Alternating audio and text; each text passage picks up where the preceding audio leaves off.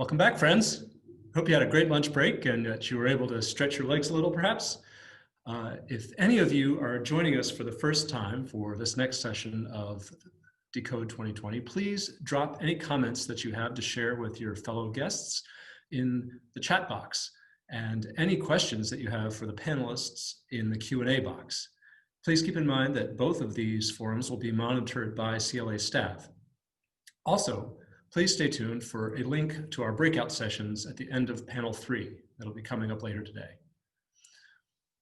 Now, we're about to dive into our next session. I'm very excited about this one as well. It is Living a Civic Life, and we'll explore how we address the barriers that disenfranchise individuals, families, and communities living with low literacy and prevent full engagement in living a civic life. To facilitate today's panel, I'd like to introduce Nora Garcia, Director of Programs at the Healthy Communities Foundation, where she leads the foundation's work on the intersection of health equity and social determinants, focusing on the impact of direct services, local networks, and policies on community health outcomes. Thank you for joining us today, Nora. And now, let's have all the session 2 panelists turn on their cameras, and I will turn it over to Nora to get us started. Great. Thank you, Ken. Hello and welcome everyone. Thank you so much for joining us today. I'm very excited and humbled to be in community, albeit virtually, with an amazing group of individuals today. Each of the panelists bring to the discussion a unique perspective, not only on addressing the barriers that disenfranchise individuals, families, and communities living with low literacy, but how that connects directly to full engagement in civic life. And I believe that this topic could not be more timely. Before we begin, I want to acknowledge this particularly difficult moment in our shared history that has illuminated for some and has confirmed for others the vast racial inequities built into the systems that determine outcomes related to health, education, and literacy, among others. And that is why it is critical for us to dig deep in conversation around issues that impact full engagement in civic life. On that note, I'll start with introducing our panelists in alphabetical order. First up, we have Grace Chan McKibben, whose pronouns are she, her, hers, and who is Executive Director of Coalition for a Better Chinese American Community. The coalition is currently leading census outreach and education, voter registration and engagement, and coordination of a COVID response and assistance in Chinatown and surrounding areas. Next up, welcome Clarisol Duque, whose pronouns are she, her, hers, and who is the Chicago Chief of Staff to Senator Dick Durbin. Clarisol serves constituents in northeastern Illinois, which includes Chicago and the 6 Collar County region that totals more than 8 million people. Her focus is on serving the needs of the Chicagoland community by working closely with community-based organizations, advocacy groups, individuals, and partnering with elected officials and agencies at all levels of government. And as you may recall from last night's amazing keynote, welcome back Idris Goodwin, the newly appointed director of the Colorado Springs Fine Arts Center at Colorado College. Idris is a multidisciplinary artist and creative community builder. Across 2 decades, Idris has forged a diverse career as an award-winning playwright, breakbeat poet, director, educator, and organizer. Welcome to all of you, and thank you so much for being here to talk about literacy and living a civic life. According to UNESCO, literacy is now understood as a means of identification, understanding, interpretation, creation, and communication in an increasingly digital, text-mediated, information-rich, and fast-changing world. We know that literacy is core to understanding and participating in today's world. Given the data on the connection between low literacy, quality of life indicators, and race, we also know that there are structural inequities embedded in literacy outcomes that impact employment, income, and poverty. Yet, according to Ridzi and Dowdy's book on literacy coalitions, concerns about low literacy are not new. They have been woven into the history of the United States. Cora Wilson Scott adopted the concept of each one teach one in the 1920s, and citizenship educator Septima Poinsett Clark prepared African Americans for voting rights in the 1950s, helping pave the way for the civil rights literacy agenda at the Highlander Center in Tennessee, where Rosa Parks took tutor training. And so, we know that there has long been a clear connection between literacy and social issues. So using that lens, I think it's time for us to dive in. And so Clarisol, I'd like to start with you. How would you describe civic life in Chicago and the pipeline that we are creating for full participation in civic life, particularly with the racial inequities we know exist?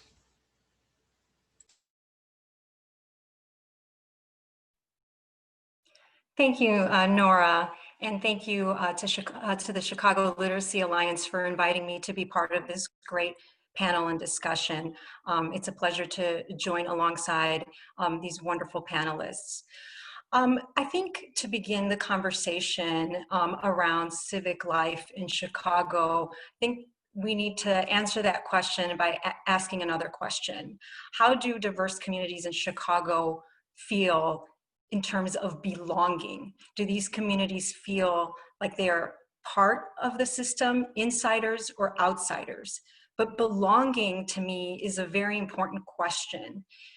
Individuals cannot fully participate in their institutions if they don't feel that these institutions are open and accessible to them. In my role as Senator Durbin's chief of staff, I spend an enormous amount of time providing outreach to a wide array of constituents and constituency groups to hear their perspective on a wide range of issues. But people are only feel like they are empowered to share their perspective if they feel like they belong in these various communities. Prior to working for Senator Durbin, I spent a number of years working in the non-for-profit sector, specifically working within the Latino community to empower mostly immigrants to become full participants in civic life. And so that meant that we worked with people who were ready to become United States citizens. And when those people understood that this was part of their pathway, they were super engaged. They enrolled in English courses, in studying the US Constitution. There was no barrier for them in that they knew they belonged. They knew that they had a pathway to becoming a US citizen, therefore they fully engaged. But when the barriers exist and people don't feel like they belong, do not believe that they're part of the process, it is very easy to disengage and lose communities, in particular communities of color. Thank you so much, Clarisol. I think you bring up a lot of really good points, especially as we think about the role of empowerment and the role of what belonging means in our society today. And so, Grace, building off what Clarisol just said, research shows that quality of life is directly impacted by literacy levels. Let's assume for a moment that a good quality of life includes civic participation. And so assuming this, we have to assume that people feel like they belong and assume that they want and can participate. What barriers do we need to overcome so that all individuals can fully participate in civic life?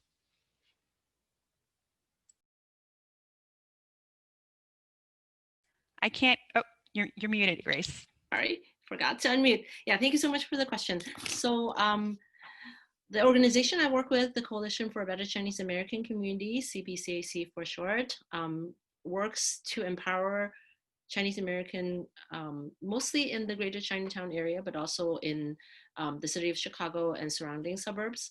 And language barrier is a big issue, language and cultural barriers.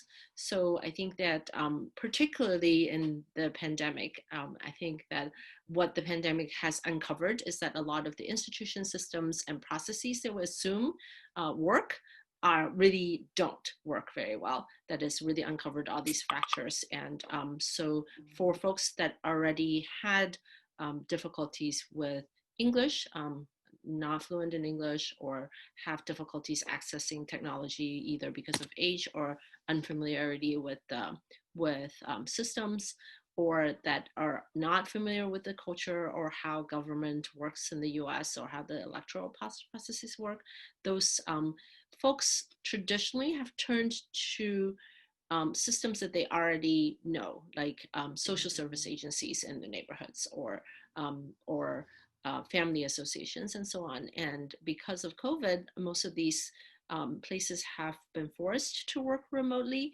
So even those systems and those pathways are not always available. So I think that there are existing barriers, but there are also additional barriers because of COVID, and folks are forced to become more creative in helping each other out in mutual aid situations, or through other direct aid type services. I think those have popped up all over the place, not only in the Chinese American community, but also Asian American community, but also in other communities.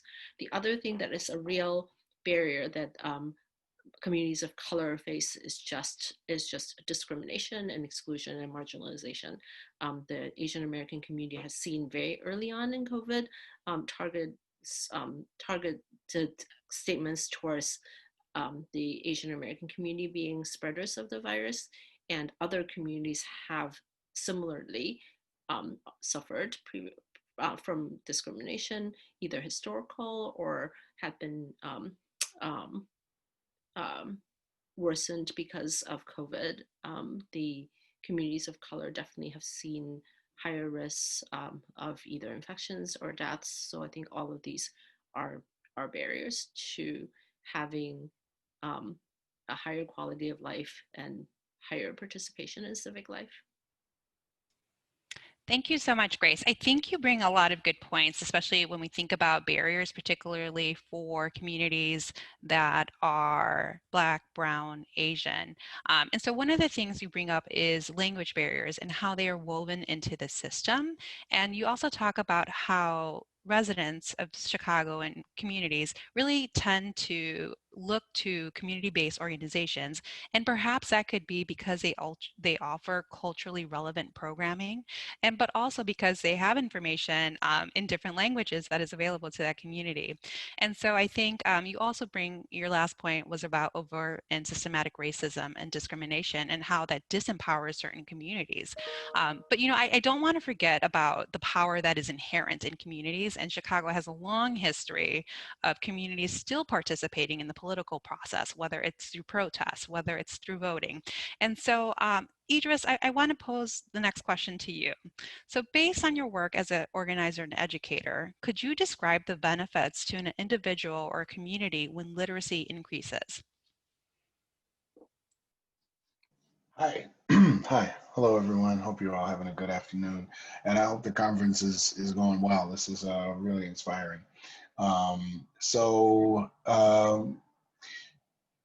You know, I think that for me, throughout my whole career and all the different hats I've worn, you know, 100%, I'm grounded in this belief that the most essential thing that makes us humans is our ability to tell and hear stories, and that we are so story driven, and we are also narrative driven, which can be a good and a bad thing, right? So our media, of course, understands that there are certain narratives, pervasive narratives, and under those narratives, lots of different stories can be elevated or platformed, right? It doesn't mean the narratives aren't necessarily true, but sometimes the seesaw is tipped based on the amount of stories that you pile on one side and the absence of other stories on the other side. So for me, equity looks like a balance of stories, right? A balance of experiences. This to me is what you know, I think a robust society looks like, is one in which everyone is constantly in an exchange of experience, right? Which then sort of expands everyone's understanding of narrative and expands everyone's understanding of one another. And and it even better deepens a curiosity. So last night, Kevin and I had a great conversation, and you might be wondering, like, what the hell is this Colorado dude doing in our Chicago space? But, you know, I lived and taught in Chicago for over a decade, and come back quite often. So I still feel very much connected to that city. I've worked a lot with Kevin and young Chicago authors on the Louder Than a Bomb Teen Poetry Festival, which has been going on for over 20 years now.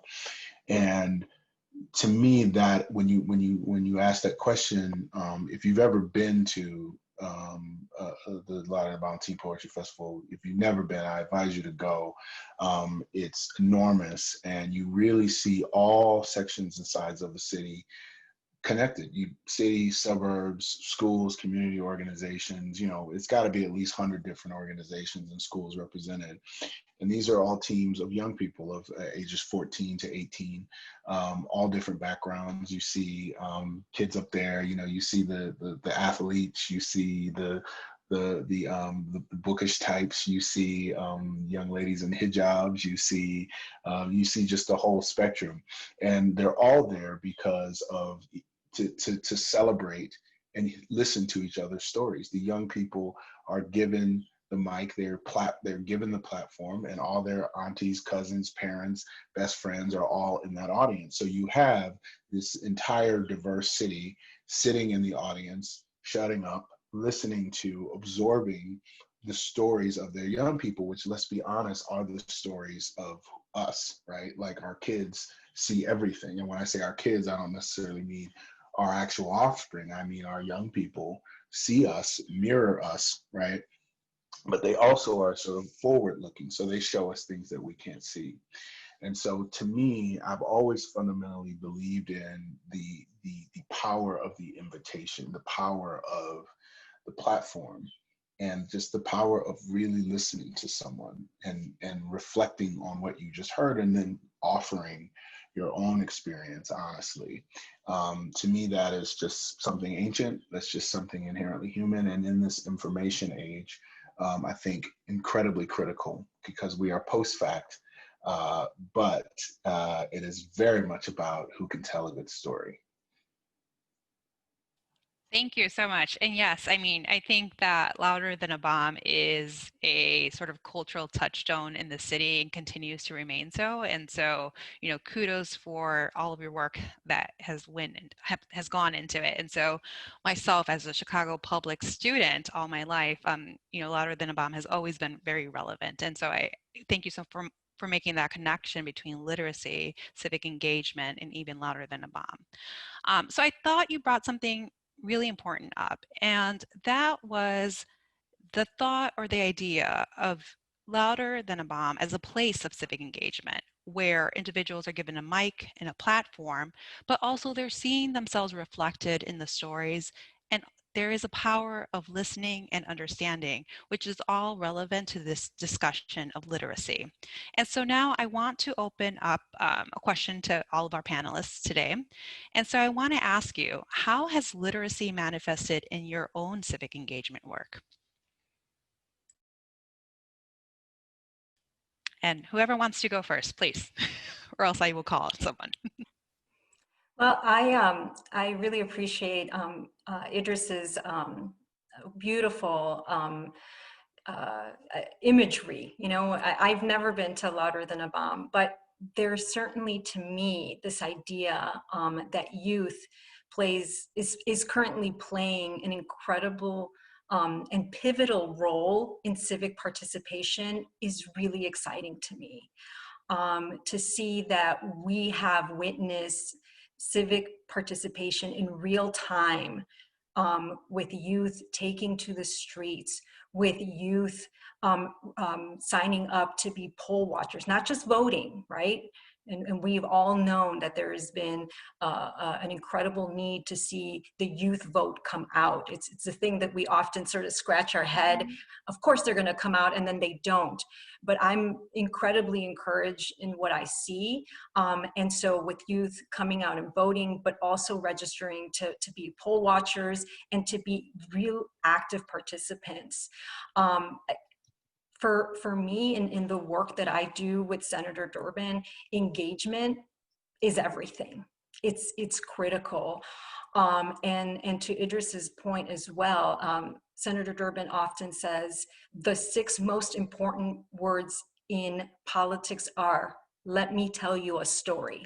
Those are the most important words, because nothing can communicate more powerfully than people's personal stories in what we do. And so I think that the work of the creative writing community, of the arts community, we could not have survived the last 7 months without it. Mhm. Yeah. So yeah, I also agree. You know, the power of the arts and the creative community. I think a lot of times messages can be best shared within the arts, particularly with folks that have limited English ability. Sharing pictures, sharing music, sharing poetry or other creations are more you know is a better means of sharing in at least in the Asian community. The sharing of arts and literature is one way to bridge generation gaps. There are usually, you know, if there's seniors that are at an event sharing calligraphy, that's usually something that young people can also relate to. So I think that there are just so many different ways that we can think about literacy and language and the arts in a holistic way. Yeah, I just wanted to extend that too. I mean, it's also even broader than so I work at the Colorado Springs Fine Arts Center. Colorado College is a multidisciplinary space, and so it's a art museum, it's a theater, performing arts stages, and then arts education. And for me, what draws me to that is that, to me, I see it all as a form of, it's all story. It's all story based, right? So, if you see a place of worship, right, in a neighborhood, right, like there's a story to that. There's a story about how that thing got here, and so, food, architecture, approaches to problem solving. I mean, this is the wealth of America. This wealth of America is our our diversity, right? It's like, because it's just this wellspring of information, right? Like the stories house information. That's why we tell stories. It's like, I can just tell you, but let me tell you a parable real quick, right? So, and it's the same with everything, clothing, the way people wear their hair, like all of that is just very valuable and rich to me. And I think that is the wealth. Like the moment we begin to embrace that, and to me, that's what literacy is. Literacy is engendering that kind of curiosity, that active curiosity, and that ability to just want to know more. What does that minaret mean? What is that expression that you're using? What does that mean? That kind of engaged sort of inquiry is the thing that I believe is going to save us, truthfully. Thank you all so much. I love all of your responses, because I feel like you all are together weaving together this narrative, and I personally think it's a particularly powerful narrative, and it speaks to, in my opinion, we've had a lot of discussion about reimagining our structures and our system engagement and even literacy in today's world, especially given everything that's happened with the pandemic. And I guess I would argue that for communities of color and immigrant communities in particular, we have always been in the process of reimagining how we utilize spaces like churches or community centers or schools to engage differently, because we've always had to engage differently. And so, I just want to highlight this point about, reimagining in this current moment, but also that, historically and culturally, a lot of our communities, we've always done this, especially Grace, when you brought up mutual aid societies, and Idris, when you've talked about sort of multidisciplinary spaces, and Gladiso, when you talked about how youth are engaging together, whether it's poll watchers or registering people to vote. I think you all bring together this idea that, historically we've always been reimagining and sort of engaging in a different way. So I want to shift gears a little bit, and so, Clarice, I'm going to throw a question to you.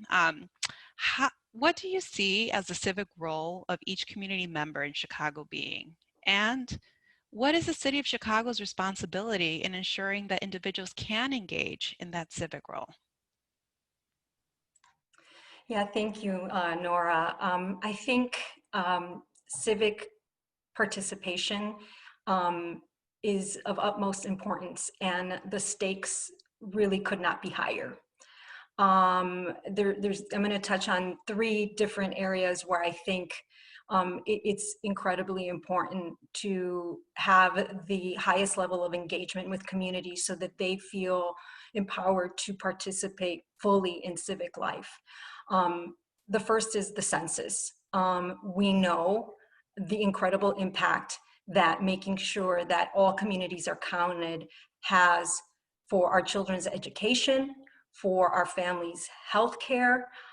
Just recently, I saw a note from a regional planning organization here in Chicago, CMAP, that said, had the census count from 10 years ago been 5% less than it was, we would have lost out in $230 million of CARES Act dollars that have come to the city, that have come to the state of Illinois.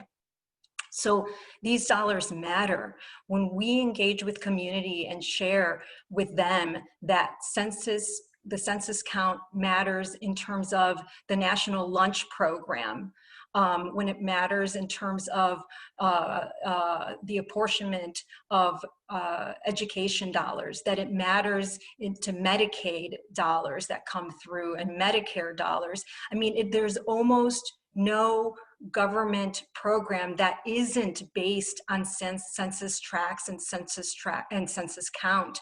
And so again, the stakes could not be higher. Having said that, community has been so creative. In speaking with Congressman Garcia's staff last week, we were at a news conference. They talked to us about being in the panaderias, being in the laundromats, just being where community is, to make sure that they know that they should have no fear, but really, I think appealing to the greater sense of how this helps our community is important. Another area would be the racial digital gap. Again, the stakes could not be higher. A recent study by Deutsche Bank indicated this very stark number, that by 76% of Blacks and 62% of Hispanics could be shut out or underprepared for 86% of the jobs in the US by 2045. I mean, that is almost no one within our Latino and Black community being able to access jobs because of the need for tech skills. And so while this pandemic has made us move to this platform, a virtual platform, how do we lean in to use this time to increase the digital literacy within the Black and Latino community? I know we're working at Senator Durbin's office to ensure that there are millions and billions of dollars available for schools to be able to teach, but also so that our communities of color have access to the technology hardware, but also the access to internet to be able to connect in the way that we now have to. It's not a question of if, it's a question of we absolutely have to. And then the third issue I have to bring up, you know, I work at the federal level, and this upcoming election, again, the stakes could not be higher. We know, unfortunately, that around the country, the voter suppression tactics are at an all-time high. We know that 35 states in the union here, you know, limit the access to people to vote because they require identification. Illinois is not a state that requires identification, but 35 states in the United States require an ID. We know that voting by mail is an imperative for many people in our country, but in some states, it requires all these different levels of access. So somebody has to have a witness, or you need a notary. We can't have people fully participating in the election if they don't have access. And literacy, again, here is imperative. How do we go and feel that we have the ability to walk into an election, authority and request our right to vote? We have to fight for it. And so to me, literacy, as Senator Durbin says, the literacy gap is a justice gap. And so here are just 3 issues, big issues, but I can go on and on. I wish we had that much more time, Gladys. So you have definitely broken down what some of those issues are. And as a follow-up question, Idris, I might pose it to both you and Grace. But Gladys, that brings up a good point about, at least the federal government and just the variety of issues. But what would you say is the city of Chicago's responsibility in ensuring that individuals can engage in that civic role, whether it's through the census, whether it's connecting digitally, or even with voting? What would you say is the city of Chicago's responsibility in that? Grace, since I'm the furthest from Chicago, I should have, I'm gonna take the longest time to think about that answer, and I'll let you go first. Yeah, I'd say all of the above. I mean, most organizations that do civic engagement like ours, a lot of times we focus on things like census, but that only happens once every 10 years, or voting, but that only happens to people that are registered to vote. I'd like to say that, civic engagement really begins as close to you as possible. Like if we can, if you notice that the garbage is not picked up on your block, you may want to write the alderman or call, the alderman, or call whomever, and then you may want to take one step up and get 5 other friends to call.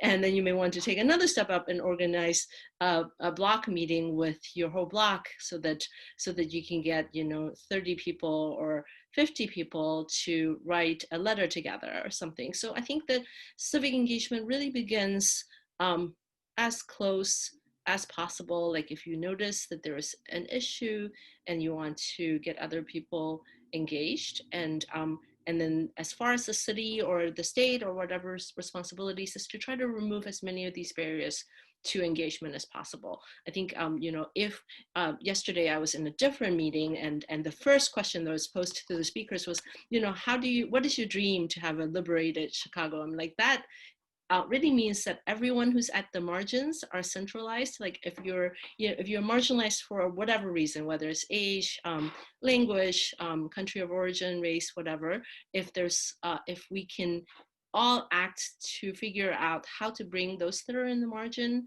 in the center and really honor them for who they are, recognize them for who they are, and let them be able to engage in the way that they're the most comfortable. I think that would be the dream. The first time I taught at a school. I don't remember the name of it, but it was basically, I took the red line all the way to the end to 95th, and then I walked a few blocks. And I've taught in all areas of the city, and I will say that, to go back to something that Claricel brought up earlier, which is this, talking about the sense of belonging and inclusion, is that I know that not all communities feel like Chicago really is for them, even though they live there or have lived there for generations. That the city often sort of prioritizes certain communities, certain demographics, certain neighborhoods. And those people very much feel like the city is theirs. And anyone not in those communities feel like the city is at war with them, right? So, and I'd be remiss not to bring up, some of the cases, involving police, the brother, oh my gosh, his name is drawing a blank to me right now, but he was I think he was 16 years old, 17 years old, 16 times he was shot. Say again? Trayvon Martin. No, it wasn't Trayvon. It was in Chicago, and it was very messy. It was very messy. And Laquan McDonald. Yeah. Laquan McDonald, yes, exactly. And the Holman Square, and all of that tension, and Chicago has got a rough legacy when it comes to race and racial unrest. I mean, just look at Martin Luther King Jr.'s trip, in the 60s, which he was like, man, I came up in the South and they ain't got nothing on Chicago, and so, it can be hard on a lot of people. And I bring that up just to say that, to me, it's critical that the city and the architects of the city, or the people who kind of what I like to consider are the facilitators and the inviters, the hosts of the city, right? It is incumbent on them to make everyone feel like the city is theirs. And when you do something like that, you see the change. It feels different because now everybody is working in harmony because they all feel like they have a piece of it. Again, I think we tend to get just very inhumane about these things. We think it's all about stimulating industry. You know what I'm saying? And it's like, no, it's about inclusion. It's about belonging. It's about everybody feeling like they got a little patch of grass that they can grow the plants that they want and the vegetables they like, right?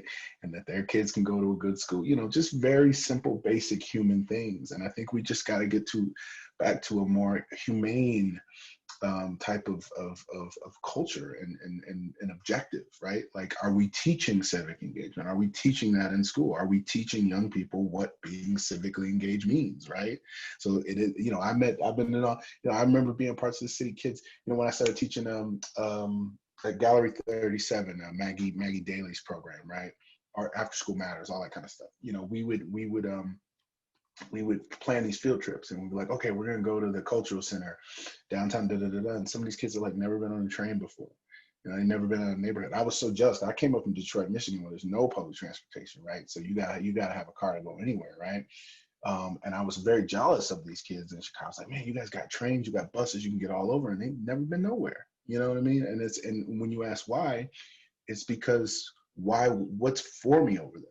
They don't want me over there. I don't feel welcome over there. I don't understand, so all of that kind of just building people's feeling of belonging and their sense of curiosity and their sense of safety, goes a long way, and you'll see your city transform when there's that kind of equity. Absolutely. Thank you so much for bringing up that point. I think that together we've talked about literacy and civic engagement as this narrative and this means of storytelling collectively. And so, just when you bring up the point about the cultural center or even the Chicago History Museum, I think there's been a lot of pushback in the city about how different parts of the city are not reflected in those institutions, and what that means for those who don't feel as if they belong in those institutions. So definitely brings up a good point. And so I want to pivot this idea about these institutions and even schools and community-based organizations and organizations like CLA as a literacy sector in the city. And I'm going to start with you, Grace, with this question. But what role should the literacy sector play in supporting a civic life in Chicago, especially during this difficult moment of COVID? Yeah, I think going back to Claricel's original point, fostering a sense of belonging. I think that institutions that already have a following and membership, if they can create and continue, not create, they already have created a safe space, a space that folks can come, whether virtual or in person, and that they feel that they belong. If they can continue to hold that space and expand that, that is important. CLA encourages literacy, and literacy is can be defined just with as reading or reading words, and as we had discussed today, that all of the telling of stories can be done in so many different forms. So if there's a way that organizations like CLA can continue to encourage folks to be creative and to be relational in telling these stories, and to build relationships, to build genuine, authentic relationships with each other, so that they can be supportive.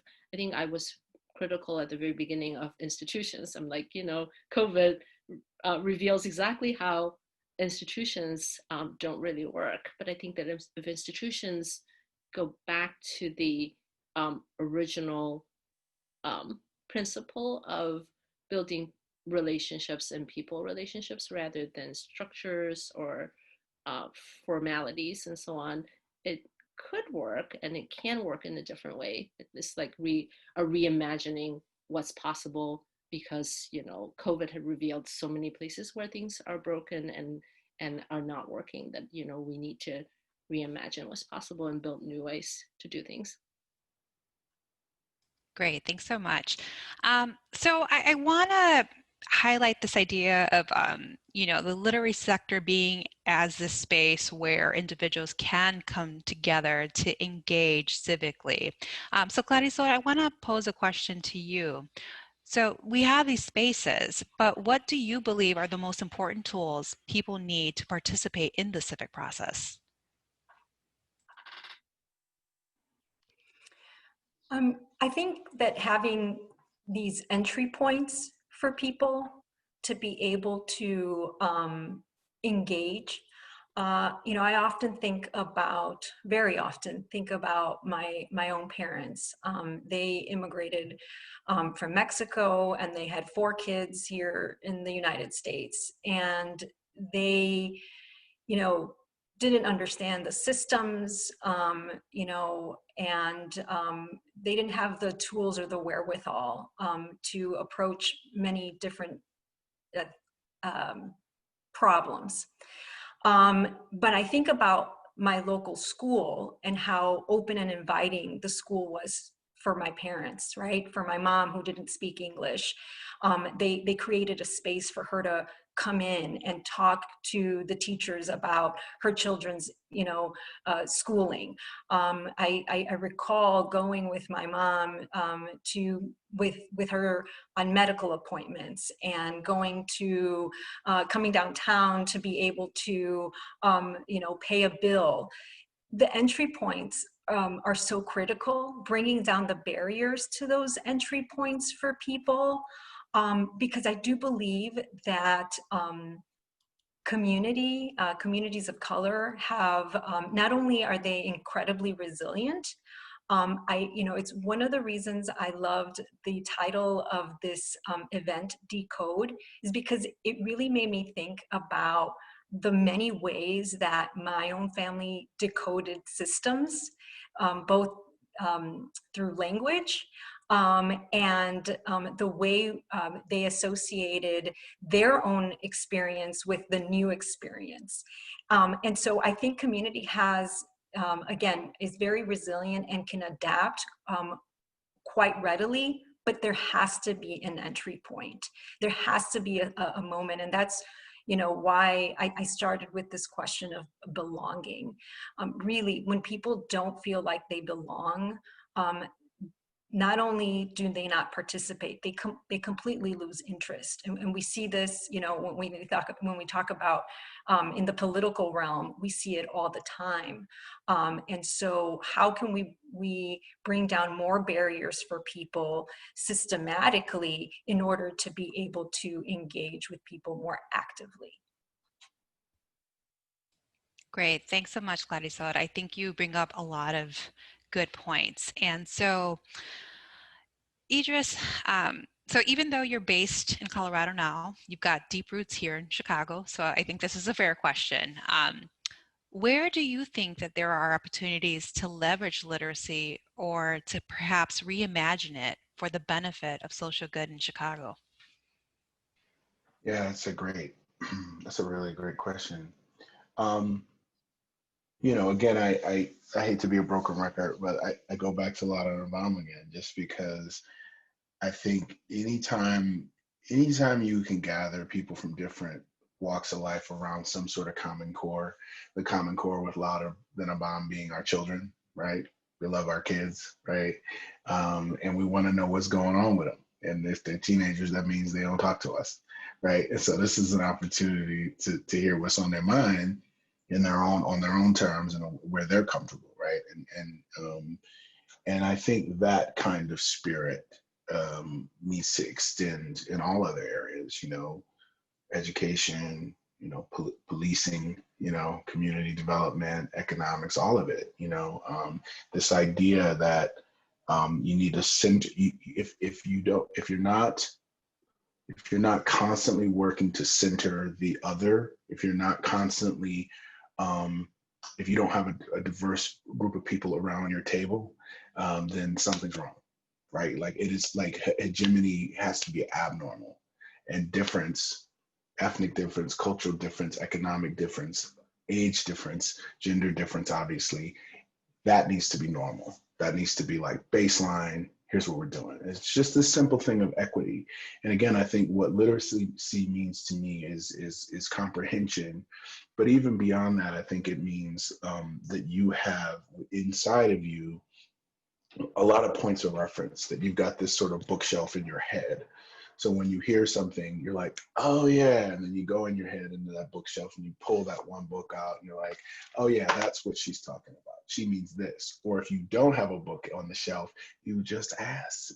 So again, I mean, this is ideal in the humanities. And so for me, I always just go back to that. I always just go back to this thing of just, it's just not that complicated to me. It's just, and because we know America is built how it's built, we know that there have been, people wanted only certain people in the room, and they wanted to keep it that way, and what I'm saying, and that's what we're trying to tear down.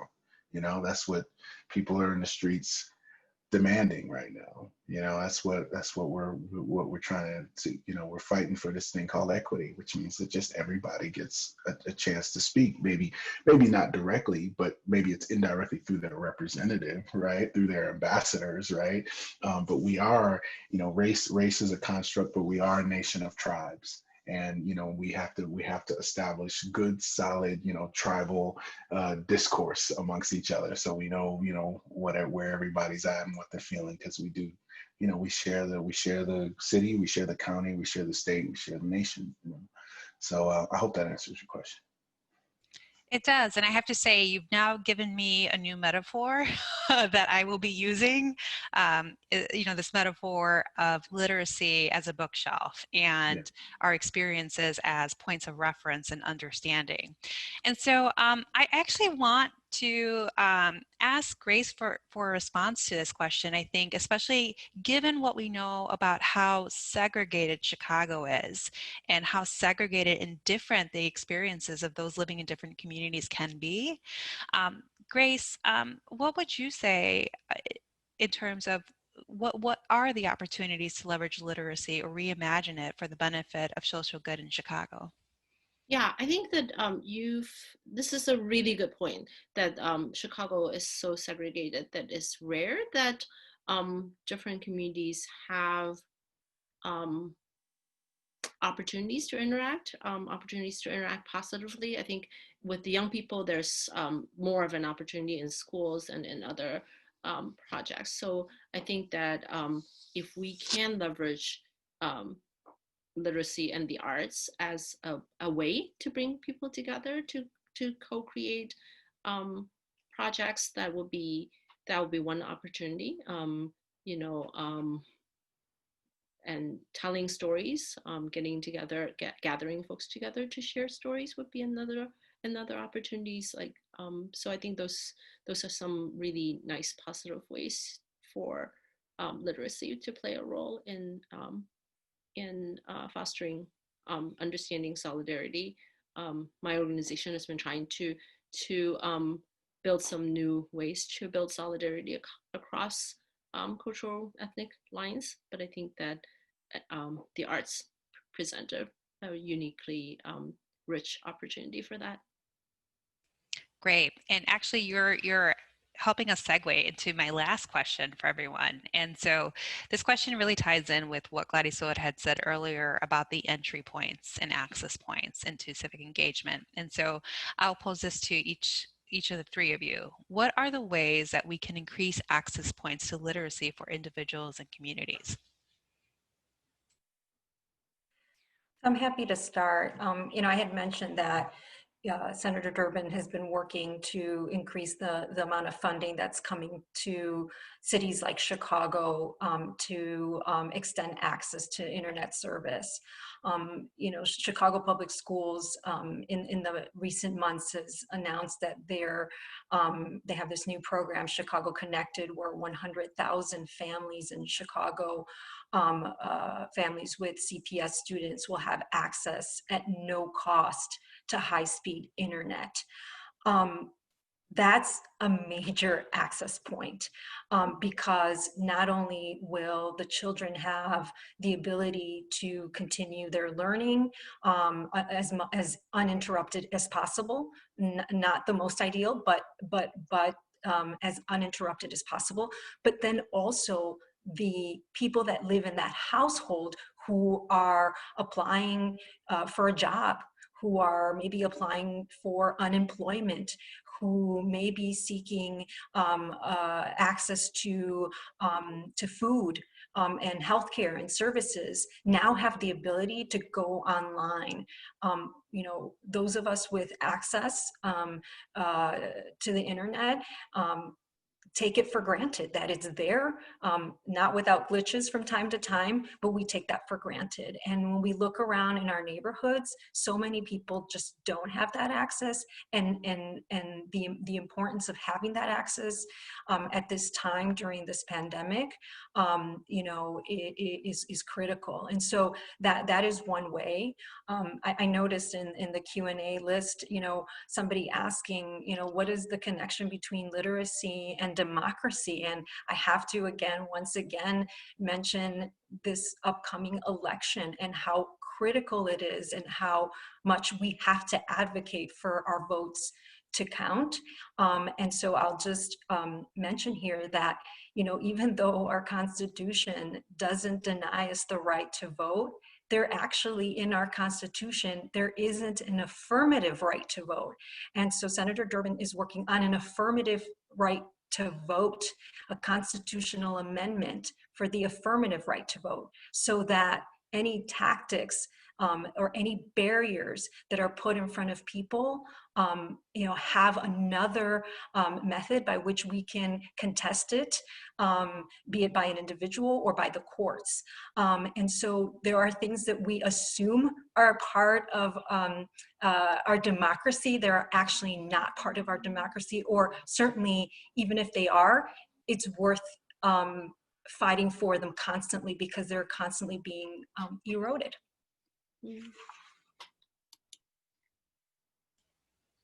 Absolutely. Thank you. So you bring up this legal realm and what we can do within our political process. And so I'm wondering whether Idris or Grace, if you have anything to contribute to that question.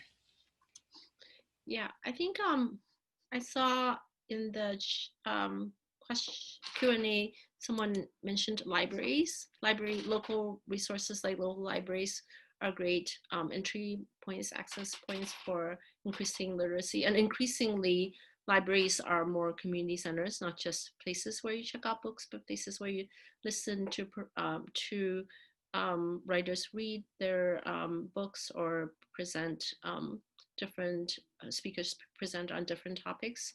So that's a great entry point. And I think that working together with community-based organizations so that, you know, to make literacy accessible. I think sometimes folks wrongly assume that only the very educated people read, but when, you know, you need to be able to access everything from labels on cans to, you know, street signs and so on. So I think that, you know, whatever we can do to make to go back to the basics, to make reading fun for everyone, right? When you're kids, you're very excited about, you know, preschool classrooms are full of letters and full of words and so on. And I think that we need to have some way to make that feel the same way for people that are no longer in preschool, learning how to read either in a different language or read better in their own language. You know, so as the person of the arts here, you know, for me, and even in the position I'm in now, it's like I'm want to be very radical and very intentional about the arts as being absolutely essential to, you know, our path towards the future. Is that the arts can be utilized and harnessed in every aspect. As soon as, you know, I was hearing about this digital literacy gap, immediately my mind was like, well, how can the arts close that gap? How can we get engaged with that and be a tool for helping to do that work. Because obviously, like, we need to increase the access to the tools, right? Like making sure everybody's got the high-speed Wi-Fi, making sure that everybody's got the devices that they need to access it, making sure that there's literacy around how to best utilize them. You know, the same as when we learn to do a decimal system. All my Generation X folks in the house, we learn to do a decimal system, right? But even beyond that too is like, how do we hotten up our libraries, right? How do we make our libraries more enticing, more interesting, more necessary? But then our arts and cultural institutions, you know, how do we make sure that they're doing what they're supposed to be doing? You know what I mean? How do we make sure they're not just country clubs for, you know, for rich people to just hang out and get the, you know, and feel fly with the wine and cheese? You know, how do we make sure that they're doing their job to deepen, you know, I mean, because that's what the arts are here for. I mean, you talk about, you know, reference points. I mean, you know, all roads you can go through. You know, you look at one painting holds, you know, history, you know, mathematics, science. You know, I mean, it's just it's a huge interstate. You know, and so you know, how can we be always at the intersection of other disciplines and other fields in order to help, you know, just make people more interested, you know. You guys are so amazing because you're making my job easy by answering some of the questions in the Q&A. So for this moment, I just want to thank you all for participating and giving such great insight on this panel. And so formally, I want to turn the discussion over to the Q&A. And so, you know, you all have been answering the questions as they have come in. And so I do want to continue this thread of conversation because something that you just said, I think goes right into one of the comments questions in the section. And it's around about always being at the intersection, I think. So I'm going to quote you on that. So always be at the intersection. And so there's this comment in the box here about perhaps walking through neighborhoods and noticing what structures are there and discussing their history and function in the community as a great way to engage students in learning about diversified culture, utilizing English, history, political involvement skills, etc. And so this comment, I think, speaks to your point about being at the intersection and even walking through a community and using that to talk about arts and culture, to talk about the political process. And so there's one question here, and I'm not sure whoever wants to answer it, but this question is posed by somebody who I assume is in the education field and asking, you know, how can tutors and teachers help advocate for those important policies around access?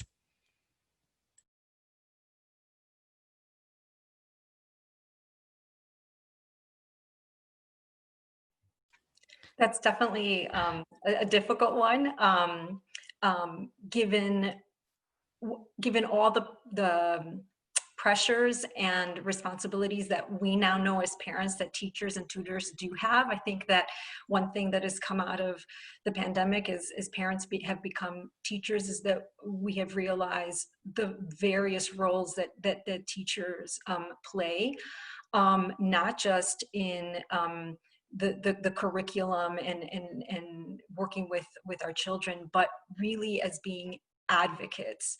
And I do think that there is a really important role when teachers and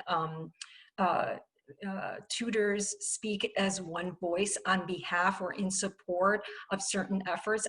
I think you absolutely have the voice of your elected leadership. I think there is certainly power in numbers and in unity. And again, when I think about teachers, I think, as I do of other essential workers, that that voice has been elevated.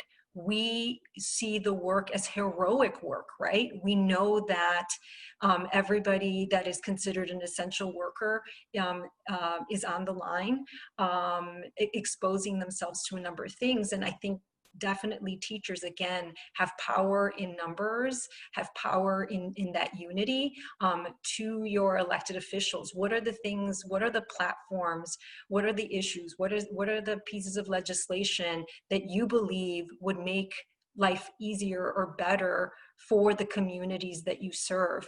Your voice as a teacher, as a tutor, is incredibly powerful, and I would encourage those of you in the educational field to communicate, to share your story, to share your experience. I'll tell you, as someone who works for an elected official, if I hear from a teacher or a teacher's group, I'm going to be watching very carefully and closely, and I'm going to want to engage in communication with you. Absolutely. Great. So there is one question that I think is interesting when we think about the outcomes as they pertain to low literacy and how they impact quality of life factors. And so here's a question. What does 100% literacy look like for a state or a city or a nation? I don't know if anybody wants to take that.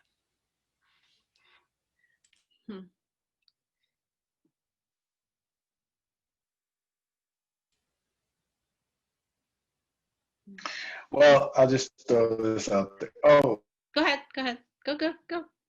no, you got it. Yeah, go ahead, Idris. Yeah. Here's the thing. I contend, and this is just might be me getting philosophical here. I contend that there is, it already is. Like, people already knows what they know. Like, no one knows nothing. I think what it is that it's about how we define it, and how are we using it? How are we accessing it? How are we facilitating it?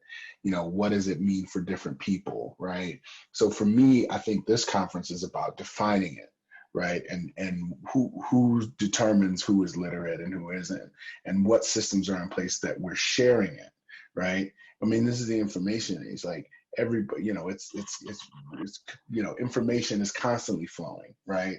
And while some folks may not be excelling in this area or this area, that area, there is a fluency that they have. Everyone knows something. So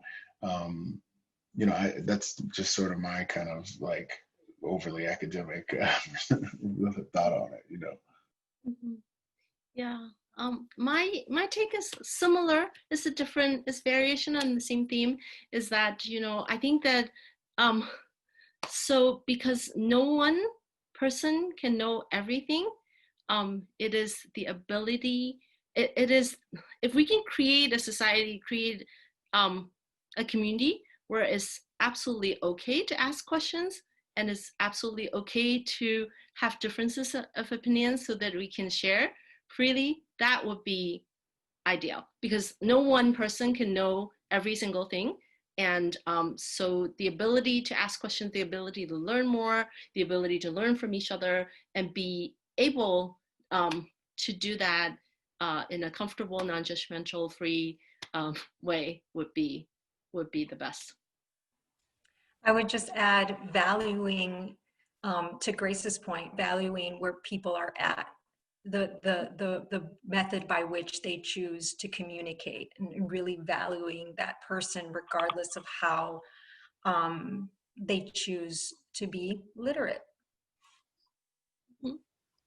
Great. I think you all are hitting on the same thing. And so I'm going to paraphrase this last question, because we've been talking about literacy and we've been talking about civic engagement. And so someone is asking about, how would we define civic literacy, and how can an individual comfortably say that they're literate when it comes to the community or municipal level? And so I think it's an interesting question, because especially to Grace and Idris' point, I mean, we're all fluent in this. We all come to it through different ways, and no way is right. It's really about the ways that the system encourages us to participate or not.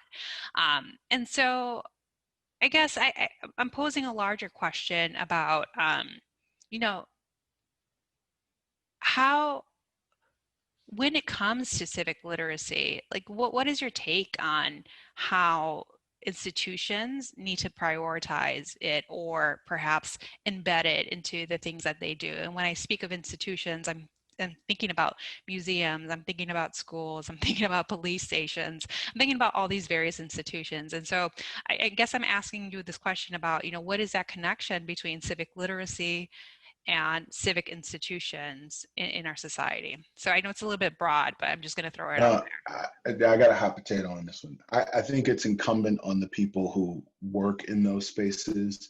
We have to prioritize a poly, sort of like a polylingualism when it comes to people who work in those spaces, meaning that you as someone who holds a position in a civic space, you have to do everything you can to broaden your cultural literacy, right? So you need to be able to understand as much as you can, but also have the skills of sort of listening and creating space and making space for the multitudes of literacies that exist. This might be incredibly simplistic, so I apologize. But I look around and I have watched really carefully how we as a society have taken in all the information around COVID, right? The mask usage. This is a mask-free, a mask zone. You must wear, the circles on the floor, 6 feet apart, and it's fascinating to me how government and institutions have had to become well-versed in communicating with their customers or with just the general public, and how quickly, think about just how quickly we've adapted to these things. I have a really funny story. I had to buy some shoes. I went to Macy's and I was, obviously with my mask, social distance, and the salesperson sort of quipped at me and said, "You can't try on shoes without footies." And I said, "Oh, I'm so sorry. There's nowhere does it say, but I'm so used to now." And so I was like, "I'm sorry, I'm happy to follow the rules, but you got to tell me the rules. What are the rules here?" Because I'm happy to follow all of them. And I found that to be an interesting interaction between the salesperson and myself, because I now am adapted to, I walk into a store, I see the list of rules, I follow the rules. And so it's simplistic in that there are very sort of basic things that we can do as government, as institutions, to be able to have this relationship with community that seem basic, but at the end of the day, they're not. Great. So I think that's wonderful. And I wish we could go on and on, because there's just I feel like we just scratched the surface of what there is to dig into, especially 30 something days before this upcoming election, a few days before the census closes, maybe not, who knows? And so on that note, I am just going to wrap it up for today. And so thank you, Idris, thank you, Clarisol, thank you, Grace, so much for taking the time to talk with us and to be in discussion and community. So thank you all so much. Yes, thank you, Nora, and thanks to Grace and Clarisol and Idris. I was so excited about this panel going in, and I gotta say it didn't disappoint. The connection for me between literacy and civic agency is just so vital. I've been a part-time historian, if you will, of the African-American freedom movement of the 20th century for some time now, and Septima Clark and Miles Horton of the Highlander Folk School are heroes of mine. One of my core hopes for my own work and for the work of the CLA is that in some small way, at least, we can carry on some portion of their legacies. It's such an important heritage with citizenship schools and all of those associated efforts. So I was grateful for Nora's invocation of them at the start of this discussion. I also really appreciated Clarisol's mention of Senator Durbin's emphasis on the importance of telling our stories in citizenship and civic engagement. I think that point was reinforced quite well by Idris and Grace, and Idris mentioning the importance of the arts. It reminded me of a passage, and my staff calls this pulling a Ken, but I'm going to pull out a book called Black Ink, which is literary legends on the peril, power, and pleasure of reading and writing, edited by Stephanie Stokes Oliver, a fantastic collection on the power of literacy. And the conclusion, spoiler alert on this, is an epilogue from President Obama, and talking specifically about the relationship of literacy to civic engagement, not in terms of reading, but very much in terms of writing, and something I didn't know, that he has been a longtime short story writer. There's this short passage which I'll share with you here, which I think is quite pertinent to this discussion, talking about his short story writing. He says, "The great thing was that it was useful in my organizing work, because when I got there, the guy who had hired me said that the thing that brings people together to have the courage to take action on behalf of their lives is not just that they care about the same issue, it's that they have shared stories."